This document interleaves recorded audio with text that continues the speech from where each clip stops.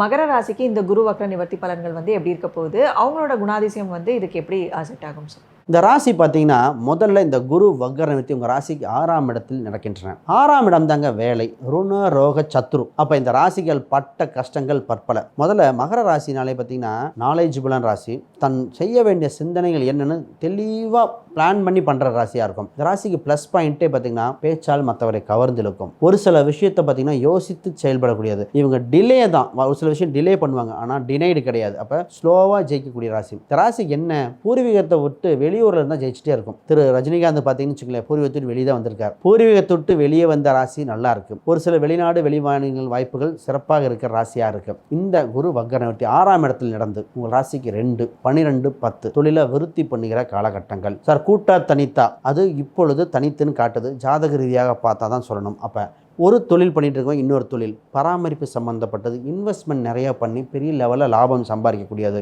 கொடுத்த பணங்கள் வரும். இந்த ராசி ஜெயித்து கொண்டே இருக்க எண்களாக 6ஆம் நம்பர் மற்றும் 5ஆம் எண்கள் மிகுந்த யோகத்தை கொடுக்கின்றன. இந்த ராசிக்கு பார்த்தீங்கன்னாங்க பொதுவாக சனிக்கிழமை வழிபாடு, முன்னோர்கள் வழிபாடு, திதி கொடுத்து விதியை மாற்றும் வல்லமை கொண்ட ராசி இந்த ராசி. இப்பொழுது இவங்களுக்கு நிறங்கள் பார்த்தீங்கன்னா நீல நிறங்கள், ஒரு சிலர் பிளாக் கலர் அசுபம் நினைக்க வேண்டாம், கருப்பு அந்த மாதிரி ஒரு சிலர் பயன்படுத்திக்கலாம். இல்லை அப்படின்னா நீலம், ஸ்கை ப்ளூ இந்த மாதிரிலாம் கொஞ்சம் பயன்படுத்தினா இந்த ராசிக்கு யோகமாக இருக்கின்ற காலகட்டங்கள்.